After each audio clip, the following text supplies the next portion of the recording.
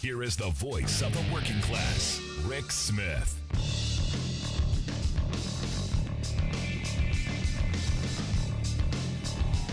And welcome, brothers, sisters, working class heroes. This is the Rick Smith Show. Thanks so much for being here today on the big program. Lots to get to, lots to talk about. I know.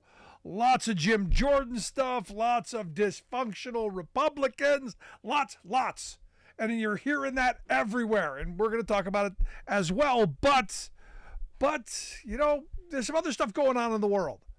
Like yesterday, 3,700 casino workers in Detroit, they went to the picket line, went on strike at noon on Wednesday, saying, hey, better wages, hours, conditions, something really important to us. So the dealers, the cleaning staff, the food and beverage folks said, what? We're withholding our labor. Did you see that in the mainstream corporate-controlled media? No, not so much. Also, Wednesday, big news coming out of California. Governor Newsom finally signing a pro-worker bill. Signed a pay raise for healthcare workers. Hundreds of thousands of California healthcare workers set the course for a minimum wage of $25 an hour for medical techs, nursing assistants, custodians, the people that we don't necessarily see or think of all that often in the hospital. But, wouldn't it be nice? I don't know, for them to, make a living wage. Now, here's the thing. This is where I said the other day, strikes work. Strikes work because when the Kaiser Permanente workers went on strike, the 85,000 of them, one of the things that they were able to negotiate in the new contract was a $25 an hour minimum wage in their contract for the workers covered under that contract. $25 an hour minimum for California. I think it was 23 for all of the other states that they're in. So strikes work. And look, this didn't just appear out of the blue either. This is a lot of work from working people coming together and saying, we demand better. Newsom didn't just wake up and go, oh, gee, wouldn't it be great if healthcare workers made a reasonable wage? Wouldn't that be fabulous? Not what happened. So what you're going to see is over the next couple of years, that minimum wage will tick up. $23 an hour in 2024, 24 and 25, and then 25 and 26. That's how that's going to work for most of. And look, here's the thing. If you pay people better, you will attract better people to healthcare. And then you'll get people who want to stay. This is the thing. You're going to get people into your healthcare system who are going to want to be there, who are going to be able to think about being there, want to be there, afford to be there, and then you're going to think about people who are taking care of people in need. Kind of something we should be thinking about. And I'm looking at all of this stuff, and there are tons of these stories that our corporate-controlled mainstream media doesn't bother even looking at. If we organized our politics, and I've been saying this from the beginning, I've been saying this for years now, if you want to reunite this country, we've got to reunionize. We've got to get workers energized. We got to get workers coming back together. Because if we organized our politics like these workers have been organizing and they're coming together in the workplace, we might actually, and we might actually have a functioning House. We might actually get things that workers need. I know it's a stretch. It's something we are not accustomed to, but it's possible. And look, just a couple of days ago, I had a listener send me this. I'm not sure where he got it, but I did look it up, and it's accurate. Sent me this comparison between 2009 and 2022, where the wealthiest American was worth about $40 billion. Average income for people in this country was a little over $54,000. Minimum wage was $7.25 an hour. Fast forward 13 years, get you to 2022. Our wealthiest person, our Elon Musk, Jeff Bezos, worth $265 billion. Average income for people like you and me, just over $53,000. So we went backwards. And that minimum wage, that pesky minimum wage, still 7.25. Still had not gone up. And as this person said, when you have laws that are written by millionaires funded by billionaires, are you surprised that they benefit and we don't?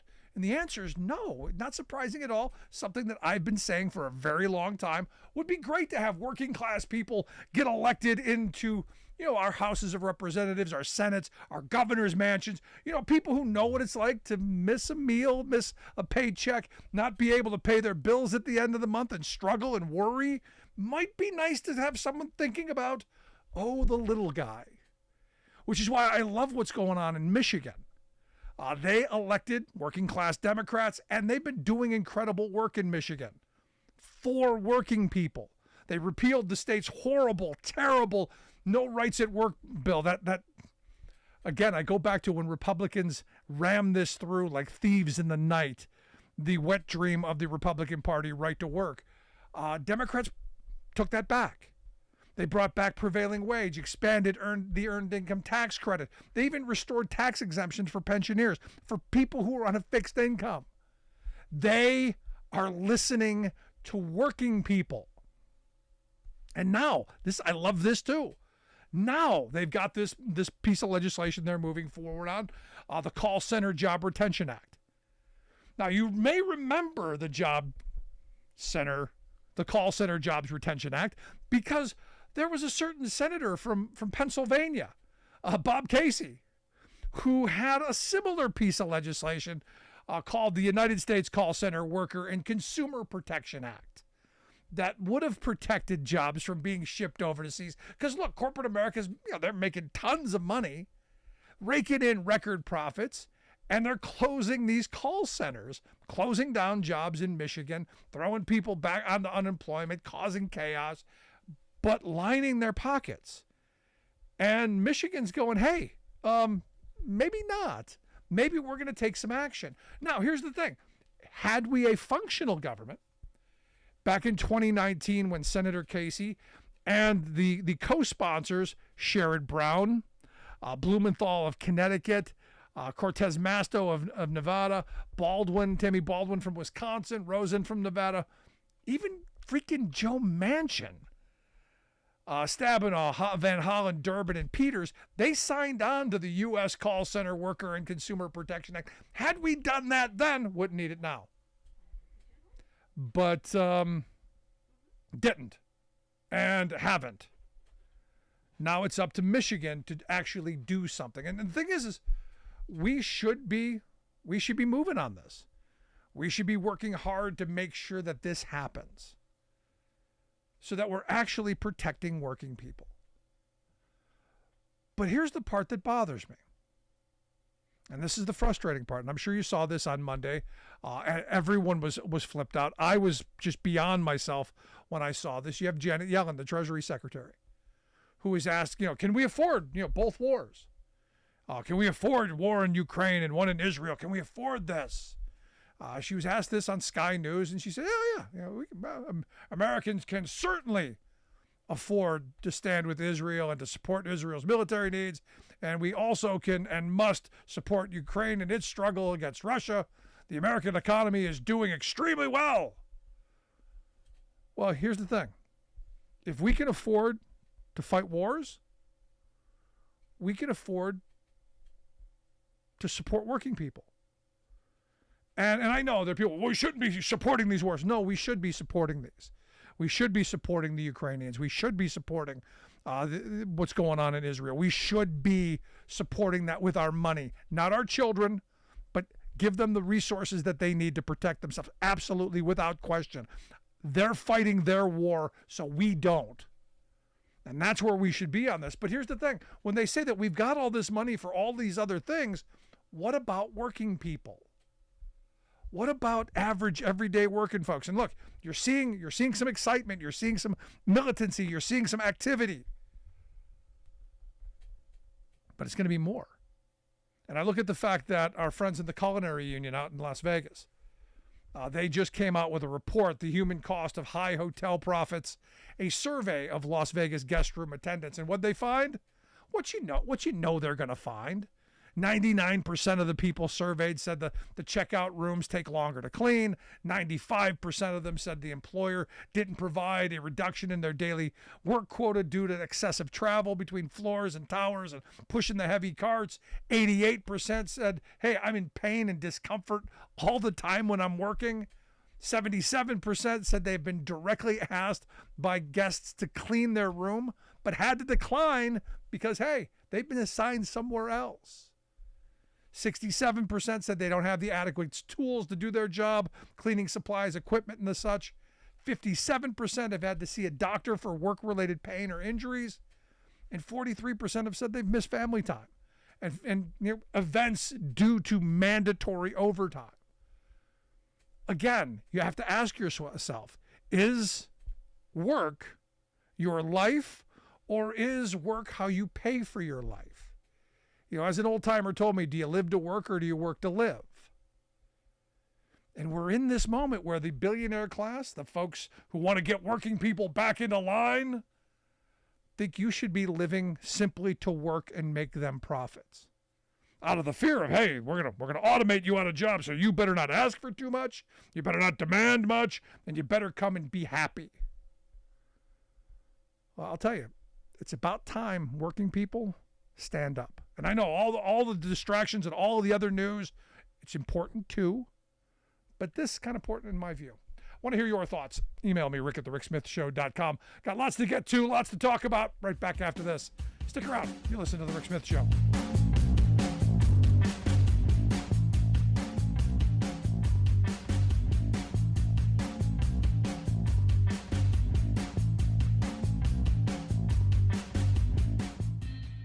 We are AFGE, the American Federation of Government Employees. We represent 700,000 federal and D.C. government workers who are the vital threads of the fabric of American life. We support our nation's military. We take care of our nation's veterans. We protect our nation's borders. We respond to our nation's crises and natural disasters. We provide services to our nation's seniors. The American Federation of Government Employees. We work for America.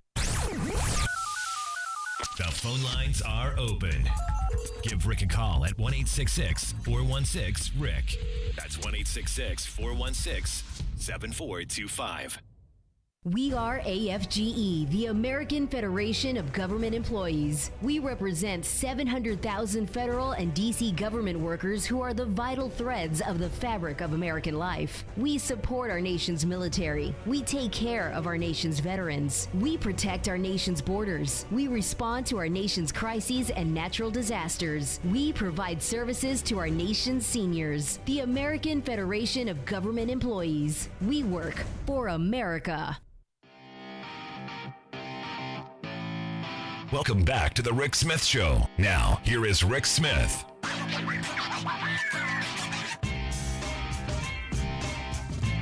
So the speaker debacle, the craziness there, and I got to talk about that a little bit. We got to get to that. Fortunately, no Jim Jordan yet, and I don't think it's going to happen. In fact, John Boehner got a vote. Pennsylvania Congressman Mike Kelly cast a vote for John Boehner, and the clown show went wild. And I know Donald Trump predicted that Jordan was going to be the speaker the other day. Didn't happen. In fact, round one got Jordan 200 votes. Second round got him 199, so going backwards. Hakeem Jeffries still the same 212. I'm of the mindset majority should win. You throw out the vote, whoever gets the most votes should win. That's just a thought. But let's go to the phones. We got Steve in Chicago on line one. Steve, how are you? Fine, thank you. And I would tend to agree with you. The person who gets the most votes should win. But if that were the case, we all know that we would not have this issue because the Republicans would never have taken that risk by removing their last speaker, because they knew that any future vote would mean that a Democrat would likely win. So, the system is what it is. Unfortunately, for Republicans, you don't take the first jump without knowing what you're going to do second and third way out from that first jump. And they decided to take the first jump. They unseated their own speaker, a man who had taken 15 ballots to get into the office, and now, of course, they didn't have any plan for how to get anybody new in there.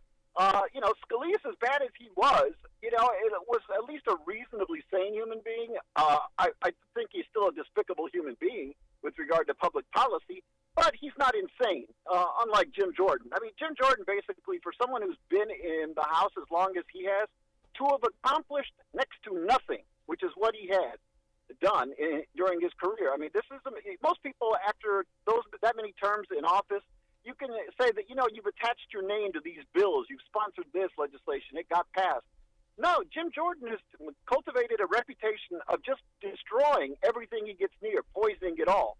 He's always in opposition to whatever Democrat bill comes forward. And then, of course, he's torpedoed his own people's bills in the past because they were rhinos. They weren't his brand of Republican. So, this is the guy that they want as Speaker. No, because there are, again, a few sane Republicans, and they know full well that, okay, hypothetically, Jim Jordan becomes the Speaker of the House. Well, that means that Jim Jordan is the Speaker of the House when we decide to certify the 2024 election. Now, could you think of a worse scenario? Given that this guy is supposed to be involved intimately with the planning of what happened on January 6th. Yeah. So I think that there are a few sane people in the Republican Party who are saying, okay, look, we're not saying we make a Democrat the Speaker, but this guy, we could be looking at civil war a little over a year from now if this idiot is elected. As you said, we can address what's going on in the rest of the world and talk about this. We can walk and chew gum at the same time. We have that capacity. We're a modern society, and we have enough scholars and researchers and experts so that, you can tune into one story, and then you can tune into the other one. That's what happened all day today. We were talking about what was happening in D.C., and we were talking about what was happening in the Middle East. And we've been here before. We were fighting the Vietnam War while Watergate was going on. So, we can do these things. It doesn't require, some sort of magical recipe that hasn't existed before. Do you see this, Steve, as the possibility of maybe, to use the fever breaking on MAGA? Because Jim Jordan is Trump's handpicked guy. Do you see this as the beginnings of potentially, some Republicans pushing back against Trumpism? Oh, I believe so. I mean, I think I've seen a bit of a shift. It's not as much as I had hoped, but you're starting to see people speak up and say, no, this is a bridge too far. And, and in the past couple of years, okay, despite Donald Trump being defeated soundly in 2020, you still had the Republican Party sort of putting their finger up in the wind and saying, okay, which way is it blowing? Okay, I need to be silent or I need to tacitly endorse MAGA. Because, they're the largest power block within our party. Pretty much that they're the ones who rule right now going forward. And if you don't want to be primary from somebody on the right, you need to pay lip service to them, or at the very least, don't open your mouth. Because those who did, the Mitt Romneys, the Adam Kinzingers, the Liz Cheneys, we all know what happened with them. But now I think that there are some who are starting to say that yes, that this is nuts. These people are not going anywhere for us as a party. We can perhaps win some seats in some hard MAGA districts, but what does that do for us in terms of national elections? I mean, what happened in 2018? What happened in 2020? What happened in 2022? Okay, how many of these election cycles need to take place before we get the idea that MAGA is not the way to go? It's large. It's a regional party in many ways in the South and parts of the West, but nationally, no, this is not what Americans want. And now, they couldn't have served up anything better for Democrats than this chaos. If somehow McCarthy were to become a speaker again, or if, say, his underling, who is now Speaker pro tem, so McHenry becomes speaker, and he has some sort of powers that are sort of vague right now. We can't actually define it. There would have to be some sort of a meeting, a sit down, in which we define exactly what powers he's going to have. And then he has those powers until the next election, and then another speaker can be elected. But beyond that, what does that do then? It just says to American voters, the Republican Party that you're looking at today can't govern its own house. Yep. That basically you had McCarthy either voted out and then voted back in, which would send one heck of a message. or to his underling now has some power, not all the power of the Speaker of the House. The Republican Party has the majority, but they don't have the full power of the speakership. And so what does that then say about their party? And so, it's a great place to be for Democrats politically, but it's a dangerous place for us to be as a country. Absolutely. Because not having a speaker, a functional speaker, and not tomorrow, if we had a crisis tomorrow, and we have enough of the minor crises now, but if we had a major crisis tomorrow, we could not move legislation forward. If this were 9/12 and instead of today, what could we pass if we were in this sort of environment? So yeah, like I say, great situation for Democrats, but I'm one of those people who likes to put country ahead of party, and I do think we need a functional government. There you go. Good stuff, Steve. Appreciate the time, man. Thank you. Let's go to Alice on line 2. Alice, how are you this fine day? Did I lose you, Alice?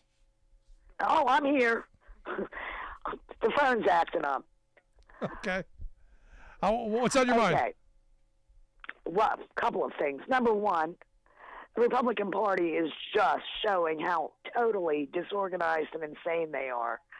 And I think some of their donors might be getting a little bit upset because, we have this big war machine going on. And how are you going to,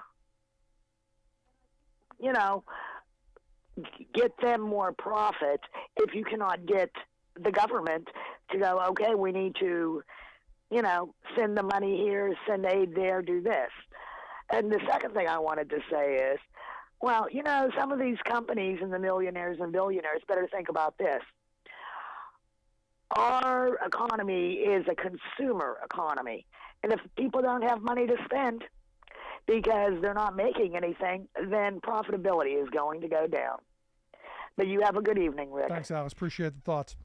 No, this is one of those moments where no function in the House, the party of no thoughts, no ideas, no vision, no direction, and no speaker. This is what they get you. Now, Jim Jordan's a guy who, and I've been banging this around for a while. This is a guy who's a bully, but has nothing to bully with. This is what happens when, because someone asked me, well, how does what happens when bullying backfires? And I'm going, yeah, they're making threats to a lot of people. In fact, Representative Marianne Etta Miller Meeks, a Republican from Iowa, said that she's gotten credible death threats, a barrage of threatening calls. People are going after her in a big way, and she said, I'm not caving in on this. Because there's nothing for Jordan to threaten her with. Sure, you're going to get the MAGA people who are going to be mean and angry and say stuff, but when you've got nothing to bully with, and look, you think about the Tom DeLays of the past, the Newt Gingriches, they just said, well, we're just not going to give you money. Jordan isn't the money man. He doesn't have the power of respect of the colleagues. He doesn't even have the Trump support. Because I don't even know that Trump's willing to go to the mat and help bully for him. Really hasn't. So, going to be interesting to see how the next couple of days go on. I want a speaker. It just can't be someone like Jim Jordan. Bad idea all the way around. Do want to hear your thoughts? Email me, rick@thericksmithshow.com. Quick break, right back. I'm Rick Smith, and this is Labor History in 2.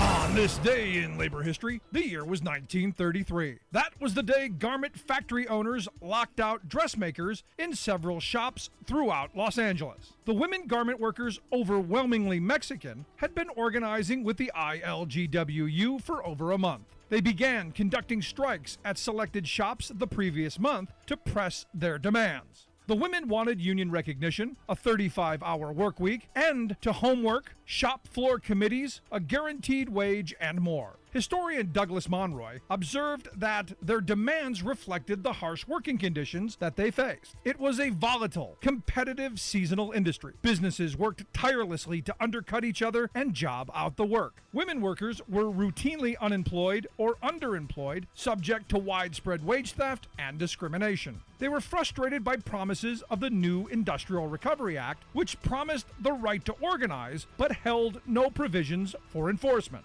Employers flaunted the new legislation and continued to discharge workers for union activity. When the employers forced a lockout, Local 96 looked to the AFL's Central Labor Council to sanction a general dressmakers strike, which started 4 days later on October 12th. As many as 3,000 Latina strikers maintained solid picket lines despite dozens of arrests. ILGWU organizer Rose Posada arrived from New York to help with food distribution and packing the picket lines. The rank-and-file leadership produced a bilingual strike bulletin and made daily radio announcements. The strike ended in arbitration that conceded few gains to the garment workers. But the women of Local 96 continued to organize throughout the Los Angeles area. They led a series of strikes that would eventually win the closed shop. Labor History in 2 brought to you by the Illinois Labor History Society and The Rick Smith Show. If the Democratic Party wants a big, hot issue that would force the GOP to admit its disdain for democracy, how about those Supremes? The Supreme Court, intended to be an apolitical, neutral arbiter of legal cases brought before it, has been elevated to a supreme legislative body by the 6-person majority of extreme right-wing partisans now controlling our third branch of government. I'm hardly a legal scholar, unless you count my week and a half in law school, but you don't have to be in who's who to know what's what. From my lifetime in politics, I can attest that what these Republican judges are doing is pure politics, using their black robes as cover for flagrant political activism.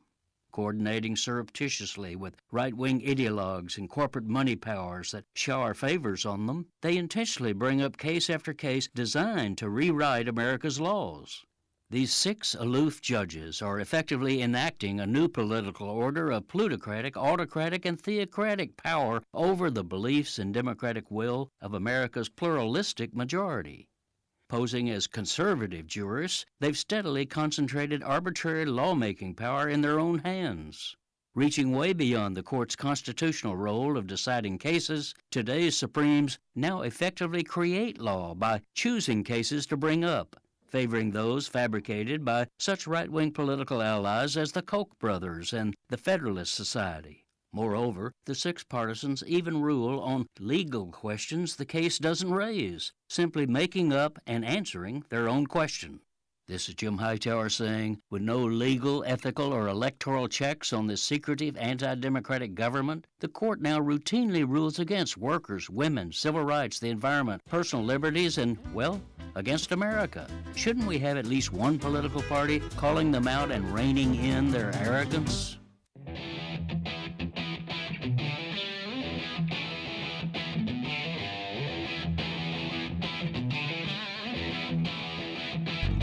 Welcome back to the Rick Smith Show. Now, here is Rick Smith.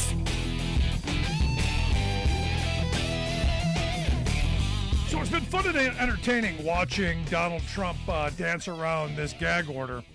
In fact, what was it? He released Letitia James's home address. At some point you got to go. Gonna have to hold somebody accountable. Because any other defendant, if it were you, if it were me, anybody else, we'd be sitting in jail for any of these antics. Now, he said he's willing to go to jail if that's what it takes. And if I'm one of the judges, I got to tell you, I think at some point, someone's got to pull the trigger on that one and throw give him an orange jumpsuit to match the hair. But here to share some thoughts on, is this normal? Is it normal to put this kind of a gag order on someone? Is it normal to restrict someone's free speech, as my right-wing friends keep telling me? That's why I've asked a former federal prosecutor and host of It's Complicated podcast to come talk with us. Renato, thanks for taking time for us. Absolutely. Happy to be here, Rick. So let me ask you this. I mean, Is this normal? Is it normal for a judge to go, hey, you can't say this. You can't speak in public. You can't talk. In your years of being a prosecutor, have you seen this? No, because usually the defendant is totally screwed, and they realize that pissing off the judge is basically the last thing on earth they'd want to do, because that judge is going to be making the rulings at trial, and that judge is going to set the sentence. So typically, defendants do not thumb their nose at the judge and defy her orders. And don't give out the prosecutor's home address. Yeah, the prosecutor usually wields a lot of power over you too. So they're going to be the ones making the sentencing recommendation if you get convicted. So typically there's a level of collegiality and politeness that exists that doesn't always exist in regular civil lawsuits because the defense always knows that they ultimately may need something from the prosecutor. But obviously that's not the Donald Trump playbook. Well, I got to think that he knows he's screwed, legally. So what he's got the cards that he's playing is you got to taint the jury pool, because I keep saying I think what's going to happen. Again, I don't have a crystal ball. I'm not clairvoyant, but there's part of me that goes, I've seen enough bad movies to know it only takes one juror to throw a wrench into our whole system, and I fear that could possibly happen. Yeah, it's like a runaway juror. Wasn't there a John Grisham novel about that? There's a bunch of 13 Angry Men. There's been a bunch of movies over the years where, and look, that's the beauty of our system. If someone is truly not guilty, that what's the saying? 1,000 guilty people go free, so that one innocent man doesn't go to jail. Well, he doesn't appear to me to be that one innocent man. Does not appear to be. I agree with that. I do think that a lot of these antics, I think, have limited value. I'm not sure how many DC voters and thus jurors are going to be tuning into his antics. But I do think it puts the judge in a difficult situation. So we've actually had a couple gag orders recently, two different ones. So one, that was an easy call for the judge, this was in that New York case. Donald Trump tweeted out or truthed out or whatever he calls it, a photo of the judge's law clerk with Chuck Schumer, and suggested that she was somehow involved with Chuck Schumer, made some lies up about her. That was an easy call for the judge because she's a court personnel. She's not a public figure. This is not an issue of public concern. It is in fact false, and it's really an attack on the judiciary. So that one was an easy call for the judge, and I think Donald Trump complied by taking that Truth Social post down like right away. Yeah, but I'm not surprised with that. Once you put it up, it's like anything, and you know this as well as anyone. Once you put it up, it never goes away.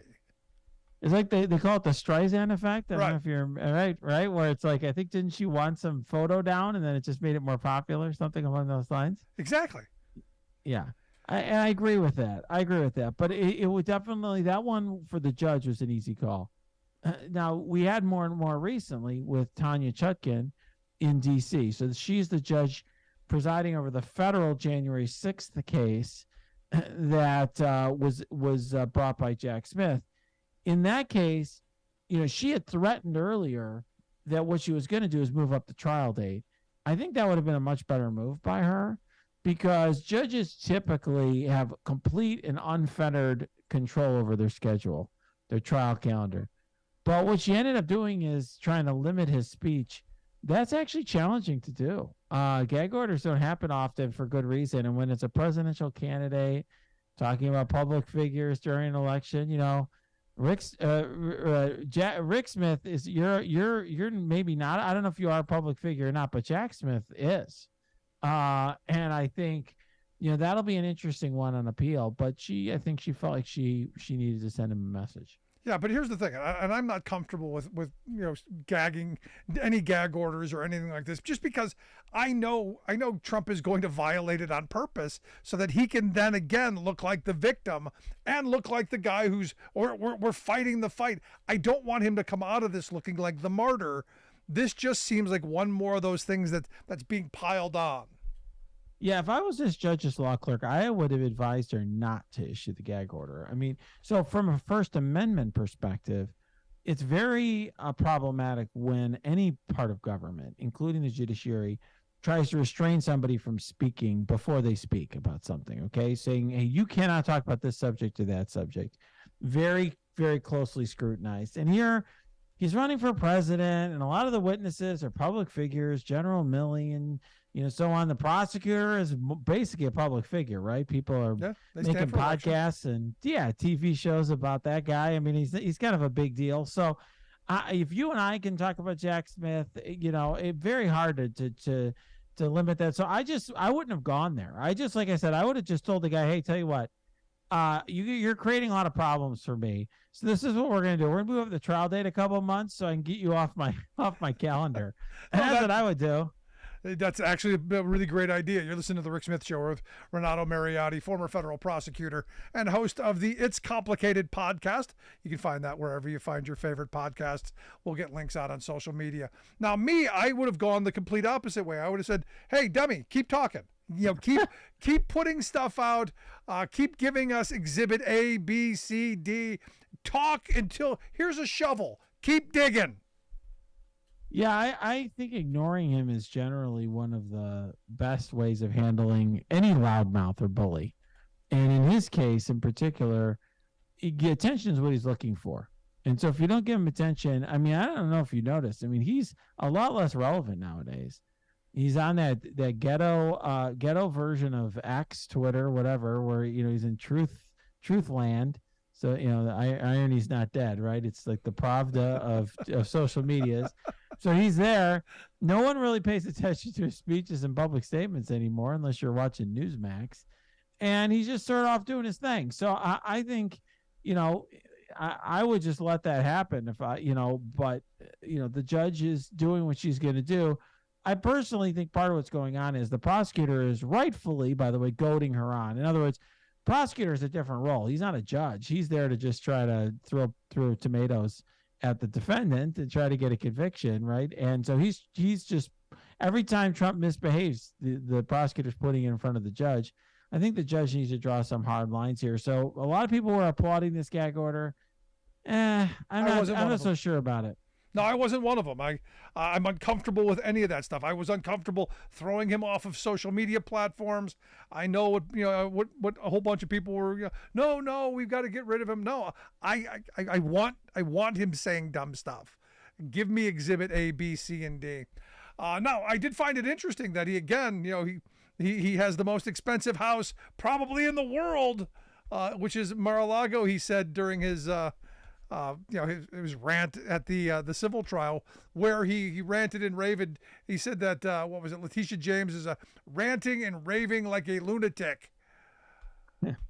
Lunatic indeed. Yeah, I mean, speaking of ranting and raving lunatics, right? We've got this guy who won't shut up about his case. I mean, the funny thing with that New York trial is, from his legal team's perspective, I actually think that was a laydown by his legal team. In other words, they're like, this guy's got indicted 4 times. Pretty much a civil trial in New York is basically the last of our problems. We're just going to take the 5th a bunch of times in that case, because even though that can be used against us in the civil case, we've got bigger fish to fry. But Trump just figured out, like, oh crap, we're going to lose the civil trial. Like, I think it's like he just got the memo. He just started paying attention. But it's like too little, too late. He's basically already lost at this point. The judge already found there was fraud. So he's just wasting everyone's time at this point. So when he loses ultimately, and as you've said, the judge has already ruled on this, what does he lose? I mean, we already know he's probably not as rich as he says he is. He's inflated his properties, which am I the only one who finds it curious and troublesome that his defense was that I couldn't possibly overinflate the value of my homes or my properties because I can always get the money from the Saudis? Am I the only one who's kind of freaked out by that? Well, I mean, he didn't have a great defense here, okay? And the problem for him is he's got 2 different valuations that he's telling 2 different government bodies, right, or 2 different people. He's telling the lenders and so forth one thing, he's telling the government another thing. So the valuations can't always be right because he's telling different people different things. Right. I think for Donald Trump, like I said, his goose was cooked here very early on because him and his team, and by the way, his family too. Eric Trump, I think, took the 5th 500 something times.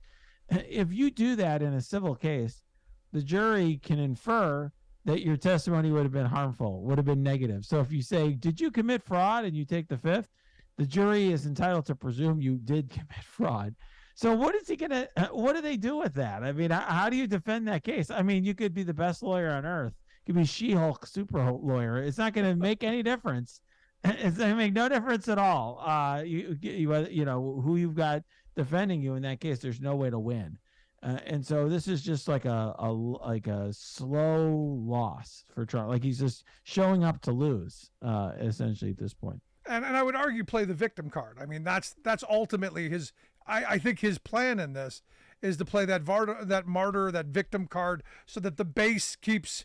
Because look, I can't tell you how many people I've talked to who have bought it. That, you know, oh, look, they're piling on 91 counts. Don't you think that's excessive? And I go, well, when you're doing a lot of criming, that comes with a lot of counts. Yeah, when you break a lot of laws, they tend to pile up. Like a crime spree. Yeah, I will say that, you know, the irony is, Rick, if one of my clients, I represent a lot of companies and people across the country. If one of my clients was in the situation he's in New York, not the criminal case, I mean the civil case, it would be like a bet the company case for a lot of my clients. Oh my God, they're going to dissolve our corporations. They're going to prevent us from doing business in the state of New York. All of the stuff, right, that they're going to be doing, appointing receivers to oversee my properties. Like, that would be a very serious deal if one of my clients, like a big company, had that happen to them. For this guy, it's like the last of his problems. It's like the minor problem that you just are like, well, we're going to have to take the loss on that one because we're indicted and all the criminal indictments all across the country, right? What a situation this guy's in. No, and a lot of, like I said, you know, it's his own making. At the end of the day, this is what you did, and you know, it's that little Beretta thing. You know, don't do the crime if you can't do the time. Yeah. Well, this guy has done so much stuff that we can't even keep track of it. I mean, I think a lot of people forgot that this civil trial was going on in New York. They're like, oh yeah, that happened. It's like when he was alleged to have engaged in sexual assault by a prominent woman author, and she wins, and everyone's like, oh, like that happened too, like he's sexually assaulting people as well. It's like, yeah, I guess that's just sort of, you know, that's just for this guy, it's like another Thursday, right? So yeah, unbelievable. And the weird thing is that you go to the MAGA hat folks and you tell them this, you know, the court of law found this guy basically guilty, and look, it's going to keep coming, and there's no sense of there's no sense of the courts are fair, that there's no sense that he actually did anything, that there's always an excuse. And that's the thing that blows my mind. Yeah, well, I have some of that in my own family. And I guess what I would just say is there's a lot of people out there who are looking for something to believe in. Yeah. And, you know, for many of us, it's a higher power, you know, something greater than ourselves. And for other people, that's Donald Trump. I think there's more of a lower power, so to speak. But the bottom line is people are blindly believing things. And I do feel bad because I do think people are being misled by him. They're being cheated. A lot of people are being cheated out of their hard-earned money. You know, people who are struggling to make ends meet are being told that they need to donate to the Donald Trump Legal Defense Fund in order to make sure he has free speech or whatever. I mean, it's just sad at a time in our country where there's a lot of people, Rick, who can't afford a lawyer. No, that's the thing. This is a guy who's a billionaire, begging, or claims to be a billionaire multiple times over, and yet he's begging, you know, average everyday, you know, working people to cough up, you know, bread, milk and egg money, so that he can defend himself from stuff he shouldn't have done in the first place. Just my thoughts. Last question: do we expect any of the criminal stuff to go against him? Where are our thoughts in this moment? How do you see this playing out? Well, the Mar-a-Lago case is basically that's a surefire guilty verdict unless Judge Aileen Cannon does something to muck up the works there, which I wouldn't put past her. Okay, so that's one thing. You're just purely looking at the evidence and the law. But, you know, as for this January 6th case, that's an interesting one. The judge is, I think it's fair to say, not favorably inclined towards Mr. Trump. She's not his he's not her favorite person in the world. So I think it's sort of the opposite issue. It's a case that's more unprecedented. It's less straightforward. January 6th case, which has never been charged before, of that kind, because it's never happened before. But you're in front of a judge who's absolutely determined to make that happen before the election. So I'm interested to see. I think the question is, will it happen before the election? And that's the one case that might get to trial, criminal case before the election. Well, I am certainly looking forward to seeing what happens. Renato, I appreciate you taking time for us. As always, great talking with you. Anytime, Rick. Our good friend Renato Mariotti. Make sure you check out his It's Complicated podcast. Wherever you find your favorite podcasts, you can find his. Gonna take a quick break. Right back with your thoughts. Stick around. Listen to The Rick Smith Show. For working people. Come to talk.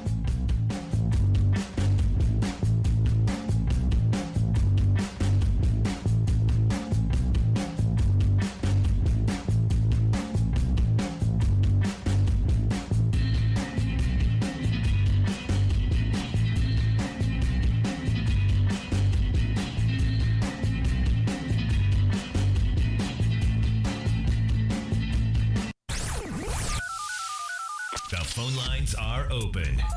Give Rick a call at 1-866-416-RICK. That's 1-866-416-7425. I'm Rick Smith, and this is Labor History in 2. On this day in labor history, the year was 1945. That was the day that Paul Robeson received the Spingarn Medal from the NAACP. The award was given annually to the African American with the highest achievement. Robeson certainly fit that criteria. He was born in Princeton, New Jersey. He attended Rutgers University, where he was an athletic standout and valedictorian. He earned his law degree from Columbia. He was a successful singer as well as stage and film actor. He was also an internationally recognized star, with singing engagements all around the world. Robeson strongly supported labor and working people. He was also an outspoken critic of U.S. colonialism. His stand for social justice made him a target of Senator Joe McCarthy during the hysteria of the Cold War Red Scare. Because of his alleged communist ties, in 1950, Robeson's passport was revoked. It took him 8 years to get it reissued. During that time, he could not travel abroad to perform. The International Union of Mine, Mill, and Smelter Workers invited Robeson to sing at their Canadian convention in 1952. Since he could not travel, he sang over the telephone. The union then organized a concert on the Washington state-Canadian border. Standing on a flatbed truck parked on the U.S. side of the border, Robeson gave a 45-minute performance to a crowd of 40,000 people. He started the concert by saying, quote, "I stand here today under great stress because I dare, as do you, all of you, to fight for peace and for a decent life for all men, women, and children." Labor History in 2 brought to you by the Illinois Labor History Society and The Rick Smith Show. For more information, go to laborhistoryin2.com. What does he care if the world's got troubles? What does he care if the land ain't free? You're listening to The Rick Smith Show, where working people come to talk. So I gotta tell you, I love the fact that Nancy Pelosi came out and said that, just suggested that Republicans take a lesson in mathematics and learn how to count. Because look, why would you go to the floor with a vote that you know you don't have the votes for? Why would you do that? Look, you whipped the votes before you went to the floor. You knew who was against you. You knew who was for you. You knew you didn't have it. But they did it anyway. And they did it. Look, this is what Republicans understand so much better than Democrats. They understand pressure. They understand that you put these names out, these, Jordan lost 22 Republican votes. There are 22 targets for MAGA world to spend their time beating up on. And like I said, you had this Marionette Miller Meeks, this Republican from Iowa, who's getting death threats because she refuses to fall in line. And I go back to what I said a moment ago. When you're the bully, you got to have something to bully with. And understand, Jim Jordan's got nothing. Jim Jordan is nothing in Congress. He's the pit bull. He's the destroyer. He's always been the destroyer. He has absolutely no legislative victories whatsoever. And now what he's doing, he's offering all the concessions he can. The latest one to some New York Republicans, to double the SALT, the state and local tax, exemption that Trump went and targeted blue states by making it $10,000. They're going to double it for the cap to be $20,000 and $40,000 for joint filers. This is his compromise to them. Here, I'll give you some tax money. No, that's not how it works. And look, he said he's going to give money. Again, it was against Ukraine, but we're going to give them some money. We're in favor of it. Now, understand, if he becomes speaker, and I don't think he's going to. I think they're dug in. I think he's done. They're going to keep trying. Going to keep threatening. But remember, this is a guy who voted to overturn the 2020 election. This is a guy who wanted to pardon Trump for his election crimes. This is a guy who wants to ban same-sex marriage, wants a national abortion ban. This is a guy who has not passed one single piece of legislation in 16 years. Not only that, he's never even had a committee vote on a piece of legislation. And you top this with, this guy is a right-wing ideologue. One of the speeches that came out was this Oklahoma Representative Tom Cole. He was going on and on about how wonderful it was that Jim Jordan wanted to gut Social Security and gut Medicare and Medicaid. Was just effusive with praise. Because again, Republicans want to destroy that stuff. And look, the reality is everything that we the people, and the reason I started today's show off with, the fact that in Michigan, they're actually doing things that working people want. They're actually listening to the constituents and getting stuff done. Jim Jordan's not that guy. Jim Jordan voted against the Women's Health Protection Act. Saying that should a woman have the right to control her own body. Voted against the right to contraception. Voted against the Consumer Fuel Price Gouging Prevention Act. Voted against bipartisan background checks. Voted against the Paycheck Fairness Act, saying that women should receive equal pay in America. We can go down the list. Voted against the John Lewis Act, the Respect for Marriage Act. All this stuff that pull really well. Voted against the Child Care for Working Families Act, helping ensure that families have the ability to get some child care when both parents have to work. Voted against the Violence Against Women Act. Voted against Build Back Better. Voted against the Invest in America Act, the CHIPS bill, the Bipartisan Safe Acts Committee. We can go down the list of all of the things he's been against. You know what he's been for? Tax cuts for the rich. That's what he's been for. And the question then comes back, why would we want this guy as speaker? Why would you want a destroyer as speaker? Someone who has no experience on legislating, because that's kind of what the speaker is supposed to do. And the fact that he brings to the floor losing votes shows that he's not interested in being a speaker. He's interested in wielding power. He's interested in his natural inclination of being a bully. And Trump wants him there so that in 2024, when Trump loses, Jordan's the guy who's sitting there going, hey, maybe we don't certify this election. Maybe we don't do our job in the House. Are you comfortable with that? Are you okay with that? Does that sound like something that we would want in this country? I know, it's the Democrats' fault.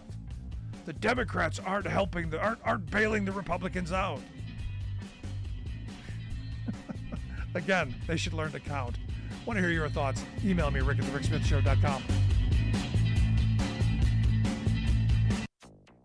Earlier today at noon, the river was measured at negative 11.01 feet. That's the lowest ever recorded here in Memphis. Mighty Mississippi River hits new record low. The merger is an all-stock transaction that's valued at $59.5 billion. Exxon acquires a major fracking company, expanding its fossil fuel production. Plus, climate change is coming for bees, beer, coffee, and your chocolate. All of those stories and more straight ahead from BradBlog.com. I'm Brad Friedman. And I'm Desi Doyen. Stand by for 6 minutes of independent green news, politics, analysis, and snarky comment. Then in June, wildfires in Canada sent giant plumes of smoke down the East Coast, turning New York's air into Satan's butthole. As opposed to New York's normal air, actual butthole. Y'all been away for 5 months and that's the best you can come up with? Oh well. Welcome back, Colbert. This is your Green News Report. Okay, Desi Doyen, so ExxonMobil, which claims to be working really hard to cut their climate emissions, is spending $60 billion on more climate emissions? Yes, they are. Okay. But we'll get to that story in a moment. All right. First, the Mississippi River has hit a new record low for the second consecutive year due to persistent drought in the upper Midwest. And that is hitting farmers with higher costs to ship their harvest and import fertilizers. 60% of all U.S. grain is exported via the Mississippi River. Plus, low river levels are also allowing salt water from the Gulf of Mexico to creep upriver, contaminating drinking water supplies. The U.S. Army Corps of Engineers now projects that the saltwater plume won't reach the water system of New Orleans, thanks to emergency dredging and new infrastructure. But experts warn of an additional long-term risk. This problem will recur, and most water pipes in Louisiana are made of lead, and salt water could leach toxic metals into the drinking water supply. Oh, boy. In Brazil's Amazon, rivers have also hit new historic lows, the lowest in more than 120 years of record keeping after months of extreme drought and record temperatures. Cargo ships are stranded in port, preventing shipments of food, water, and medicine upriver to remote villages. Scientists say man-made climate change is a major driver of the extreme heat and the drought in both the Amazon and Mississippi. I guess it is.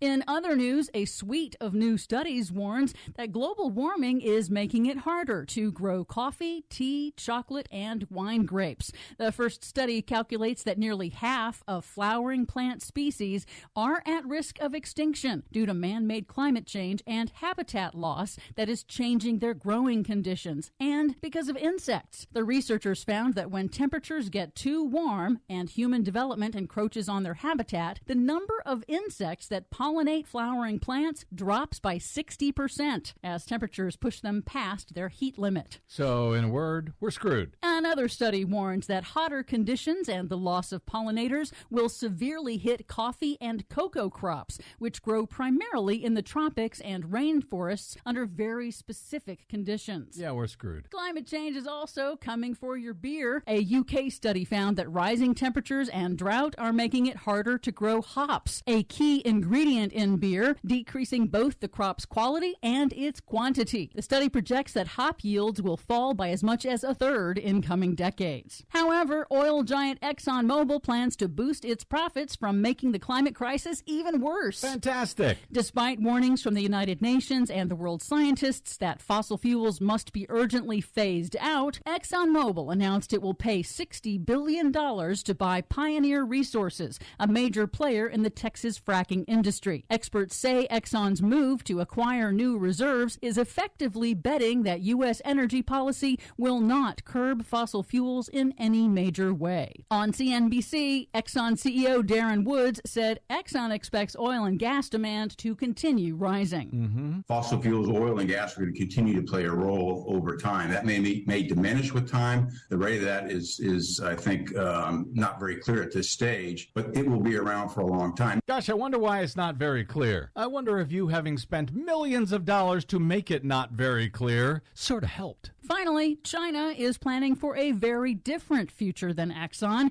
In August, electric vehicles in China made up almost 40% of all new car sales. And Global Energy Monitor reports that China is on track to nearly double its current wind and solar capacity over just the next 2 years.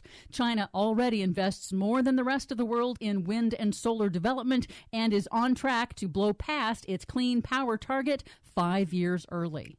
And I thought China wasn't doing anything about climate change. I'm starting to feel like we've been lied to. For much more on all of these stories and the ones we couldn't get to today, check out our website at greennews.bradblog.com.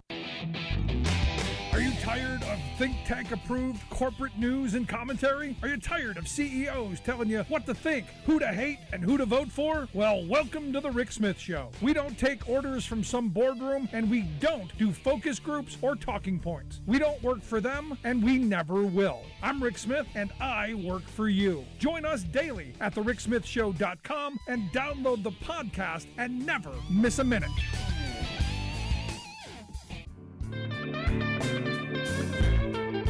Welcome back to the Rick Smith Show. Now, here is Rick Smith. So, as we've been talking about all across the country, you're seeing workers finally going, hey, enough already. We came out of the pandemic. We're heroes. We're frontline heroes. We're essential. We're all those things. Now pay us like that. And this is what people are taking to the streets over. In fact, I was just reading an article out of Mississippi. Jackson, Mississippi, you got General Motors workers evidently on strike down there. I didn't even know they were down there. They're saying, look, we gave up all this stuff back in 2008 when the company went bankrupt. We gave up overtime after 8 hours. We gave up all this stuff so that this company could come back and prosper. And guess what? They have. Now it's time for us, and we're not budging until we get what we earn. And I think that's really a great message, and something that as an entire working class across this country, maybe we should be internalizing. But that's why I've asked Raymond Jensen to come talk with us. He's the Assistant Director of UAW Region 9. Raymond, thanks for taking time for us. Thanks for having me on, Rick. I truly appreciate it. So walk me through where we are. I mean, I look at the big three right now. We're over a month now into this. There have been stories of progress. In fact, a lot of progress that more than anyone, I think, thought you were going to get, especially at the beginning. Where are we? Yeah, so it seemed, Stellantis was going to be the difficult one when opening negotiations. It seems like they're willing to deal. Ford made some forward progress until the discussion of the EV battery plants came in, and then they just kind of dug their heels in. Thus, the recent Kentucky truck plant went out. And GM is dug in, and it seems like they're ready to just try to wait us out, and they think that our membership is not going to stand up for what they believe in, but they got another thing coming. Now, this is one of those moments, someone asked me how long I think it'll take, and I said I think it's going to take as long as it's going to take, simply because, the people that I spoke to see that this is kind of, one of the last opportunities to be able to ensure that the future is going to be a union future, that these jobs of the future are going to be UAW jobs as this transition happens. So a lot of the people that I spoke to, they're keenly aware that this is an opportunity to influence their future. So I don't know how long it's going to take, but I go back to what I said. It's going to take what it takes. It's going to take as long as it takes. I agree with you. And I saw a comment online from somebody, one of the striking workers somewhere, and they said, we'll deep fry turkeys, we'll cut down Christmas trees and bring them to the strike line. Whatever we got to do, we're out here for the fight. And like I've said always from the beginning, our membership is fired up and ready to go. And this is our time. We're not looking to be millionaires. We're just looking to make a fair day's pay for a fair day's work. Yeah, as I always say, working people, they're not out to make a killing. They're just out to make a living. It's really that simple. Now, what I find interesting is everybody that I talk to who's against the members being on strike always point to two main things. A 32-hour work week and a 40% raise. They just think that it's unconscionable that you would ask for such a thing. I think it's important that you push the bounds of the possible. I'm curious what you're hearing. Absolutely. You know, there was a recent poll done, 91% of America is on our side, which has gone up from, I believe, 77% last time. I find it ironic that the people that don't want to pay us a 40% wage increase are the same people that got a 40% raise increase over the last 4 years, the CEOs. You know, the 32-hour work week for 40 hours pay. If COVID has done anything, it's work-life balance. You know, a lot of those people that work in the offices, they work from home when COVID hit, and they're still working from home. Understand that we can't do our jobs from home, but there needs to be a work-life balance. We don't need to be in the factory 70, 80, 90 hours a week, 7 days a week on critical status for 90 days in a row and can't take a day off. That's unacceptable. Wow, sure you do. That's how they make their profit. Yeah, I mean, you know, Ford just did a $600 million stock buyback today, or yesterday, came out in the news today. I mean, come on, what are we doing, right? You don't have any more money to give, but yet you're making sure your shareholders and everybody else and your executives are taken care of. So it's ridiculous. It's disgusting. And just pay us what we're worth, and everything that's been taken away from us since 2008. That's all we're looking for. You know, you brought up the stock buybacks, and you know, this is one of my pet peeves. Because, you know, we're told we have to give these companies all these tax breaks. We have to give them, you know, all these sweeteners and we have to give them all this money to keep them afloat because, you know, it'll trickle down. Eventually it'll trickle down to us. And yet these stock buybacks are them admitting that they have all this money, all of this profit, and not a lick of productive use for it other than making themselves richer. They can't build new facilities. They can't invest in new models or lines or workers. They can't pay better. Nope, can't do any of that. We've just got to make our share price higher so that we get richer. And you're exactly right. And if you listen to any time the CEO, well, Jim Farley's been the one that's been most vocal for Ford, but all he talks about is our customers, our business, nothing about the workers. We don't have to protect the workers. We don't have to protect, you know, anything other than their pockets and their economy. The only economy we're going to wreck is the billionaire class. I mean, I don't have stock buybacks. I don't have that option. I'm just trying to work for a living. Now, you know, I also see that, you know, we talked about this last week. You know, they went on strike at Mack Truck. In fact, you know, we're going to make our way down there in the next several days. They had an agreement. They had a tentative agreement.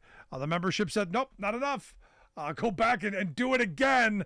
You know, redo your homework and bring it back to us again. What's going on at Mack right now? Yeah, so President Fain actually came down for a visit to the Mack Truck Macungie facility.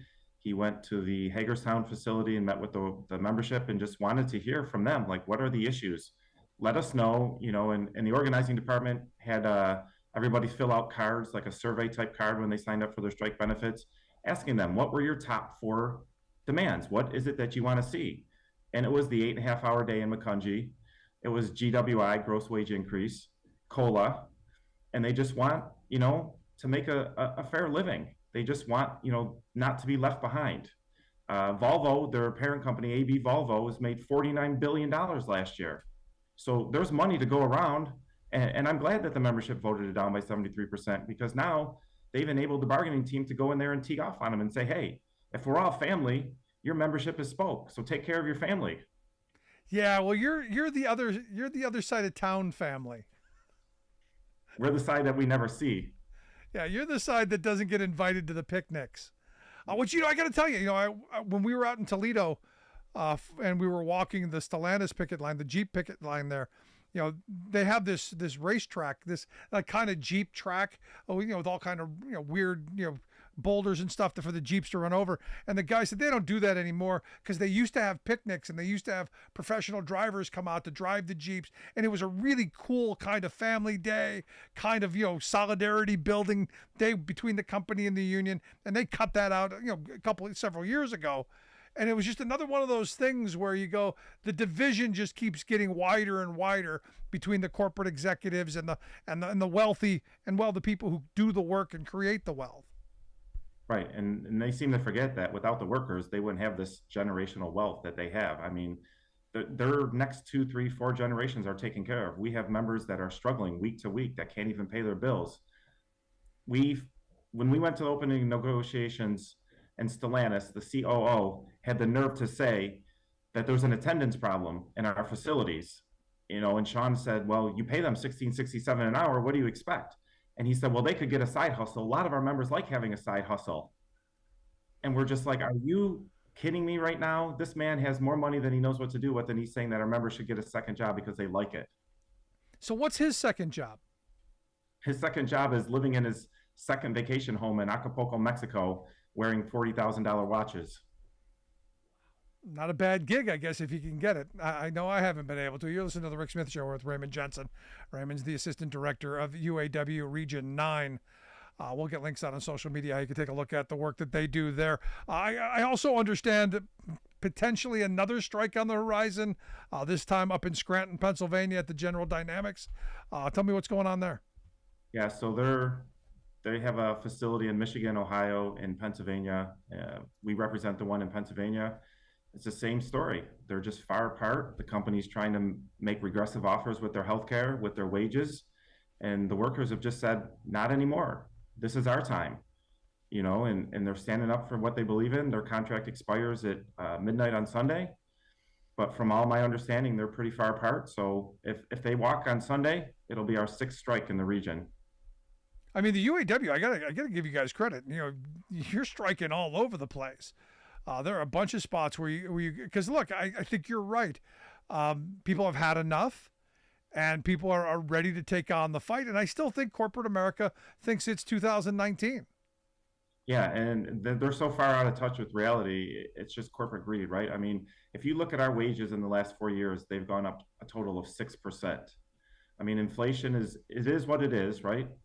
But every contract since 1947 has had COLA in there until 2007 or 8 when it was frozen.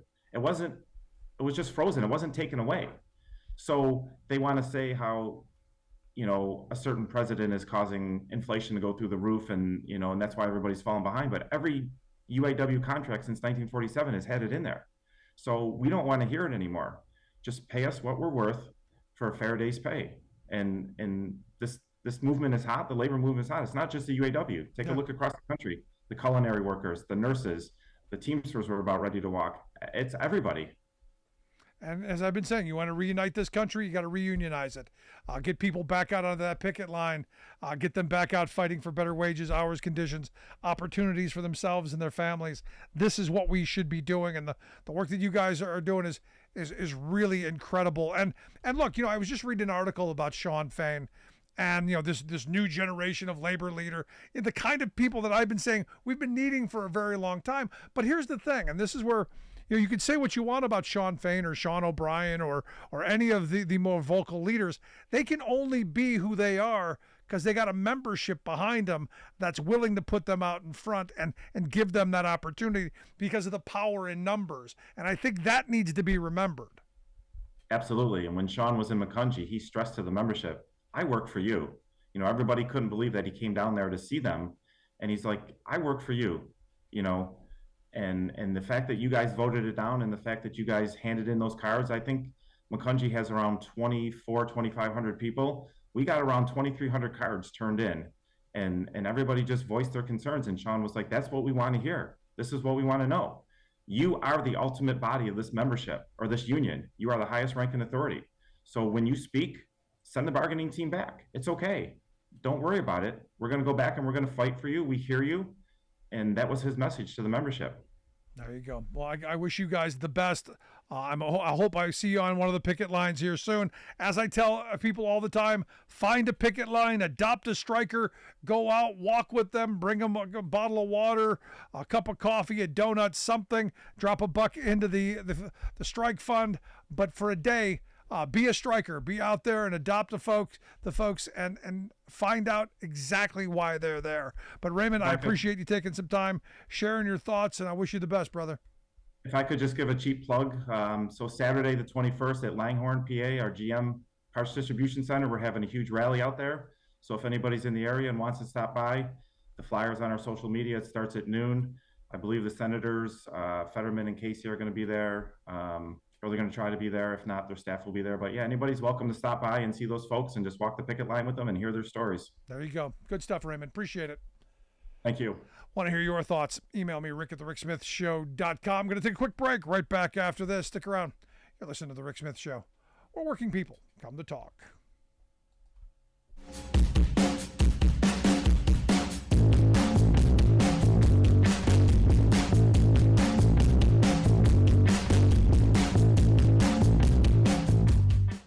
We are AFGE, the American Federation of Government Employees. We represent 700,000 federal and D.C. government workers who are the vital threads of the fabric of American life. We support our nation's military. We take care of our nation's veterans. We protect our nation's borders. We respond to our nation's crises and natural disasters. We provide services to our nation's seniors. The American Federation of Government Employees. We work for America. The phone lines are open. Give Rick a call at 1-866-416-RICK. That's 1-866-416-7425. We are AFGE, the American Federation of Government Employees. We represent 700,000 federal and D.C. government workers who are the vital threads of the fabric of American life. We support our nation's military. We take care of our nation's veterans. We protect our nation's borders. We respond to our nation's crises and natural disasters. We provide services to our nation's seniors. The American Federation of Government Employees. We work for America. Welcome back to the Rick Smith Show. Now, here is Rick Smith. Over the weekend, looking forward to getting out to Toledo to see the striking workers out at the Jeep plant. Also going to spend a little time with our friends, the Dropkick Murphys. Going to sit down with an interview with Ken Casey. We'll bring that to you next week. Looking forward to that. Get to see them in concert, and we're gonna for the weekend adopt strikers and get out there on the picket line. Also on Monday, we're going to be making a big announcement about the future of the program, where we're heading, what the next several months holds for us. I'm excited about the future, and I've got some news that. Depending on where you are, you're going to be either happy or sad, but it's going to move, I think, in a positive direction. So Monday, once we've made all the notifications and signed all the different things and dotted the I's and crossed the T's and put the periods at the ends of the sentences, we got some big news. So you'll want to tune in Monday for that. Want to make sure that happens. Now the big election season coming up. We're only a couple of weeks away from our November elections, and Ohio is I think all eyes are on Ohio as the abortion issue is front and center. Also, Ohio's got legal marijuana on the ballot. So I'm assuming as Baldwin Wallace University is that the abortion rights amendment gonna pass. Their most recent poll says it's gonna pass. If it were held today, 58 to 34, 8% undecided. You got to think that they're probably going to break 50-50. So Ohio could be a woman's choice state. And you throw in there all the stuff that goes with that, making sure that women have the ability to make their own reproductive decisions, not just limited to abortion, but contraception, fertility treatments, pregnancy, miscarriages, all of that stuff that you now don't have to, come up with a legal defense. We're 20 days away from the election? So Ohio, all eyes are on you. Got to get out there and vote. Now, what's interesting is the abortion issue is something that across the country breaks on the side of making Roe legal. The majority of the country didn't want Roe upended. And I find it interesting that Donald Trump has been running new ads out in Iowa, taking credit for destroying Roe, because look, it was him who did it. He wants credit for it, and I'm willing to give him credit for it. He's the one who put the justices in that court. Now, granted, he didn't choose them. The Federalist Society did, but he's still the guy who puts his name on it, and his ads are declaring him the most pro-life president in history. I don't know about that. I don't know about that. Let's agree to disagree. But yeah, he's the guy who packed the Supreme Court. And now we're finding out all the fun and entertainment coming out of the Supreme Court. You've got, all the stuff around Clarence Thomas. And what I found interesting is Clarence Thomas's pet billionaire, Harlan Crow, evidently maxed out contributions to independent presidential candidate Cornel West, which you go, huh? Why would a right-wing billionaire, a Republican mega donor, make a contribution to a progressive activist running for president as independent, especially someone like Cornel West? Could it be he just likes black men? I don't know. Not going there. Or could it be more likely he's just trying to take votes from Joe Biden? And I don't know why Cornel West is running. I still haven't figured out what the point is, but evidently he knows what most Democrats know. Chances are he's going to take some votes away from Biden, and he's going to help Trump. And he's not worried about it, he says. Doesn't think that it'll be the case. Says he can't imagine 4 more years of Biden as president would be much better. And, you just got to go, okay. He seems to think that we're headed for World War III on one side or a civil war on the other. The thing that I find interesting, and as I hear this a lot from the folks on the right, that somehow Trump is going to stop World War III. Yeah, the second Civil War is probably going to happen, but we'll stop World War III. And I'm going, I don't quite know how Trump's appeasement would do that. Because if you remember, the reason that Putin didn't invade Ukraine is Trump was like, yeah, go ahead, do whatever you want. What do we care? The reason that, he met with Kim Jong-un and nothing bad happened is basically gave Un all the attention that he wanted. And look, I think Trump understood that, but you were never going to move him to be an ally. You were never going to stop them from pursuing their nuclear ambitions. You were just stoking his ego, and it's something Trump understands. And what I found interesting is Trump was talking about how China is now taken control of all these places around the globe. He said, we spend all this money on buying our friends, and China's gone in and taken Brazil and all these places. And you go, no. The reason China's been able to do this didn't happen because of Joe Biden. This happened because of you, Donald Trump. This happened because you walked away from foreign entanglements. You walked away from foreign policy. You walked away from the things that those countries needed at the time that they needed, so they went to somebody else. And all of the talk of, in 2010 and to right now, we give all this money to foreign countries. Yeah. And Trump is right on this, to buy their allegiance, to make their places worth living in so people don't come here. Yeah, we've understood that for a very long time. But those 4 years when Trump was president, all that stuff stopped. So what do you think then happens? Yeah, they go to the next one. That's pretty simple. Interesting little bit of information here. Evidently, and remember, conservatives love to tell us how fiscally responsible they are. They love to tell us how they can solve our tax problems and our debt problems. It's odd because they can't even really solve their own. And I look at Newt Gingrich. Do you remember when he ran for president back in 2012? What year is it again? Oh yeah, 2023. So 11 years ago he ran for president. He still owes $4.63 million to creditors for that failed presidential campaign. They're, from what I understand, probably not going to pay it.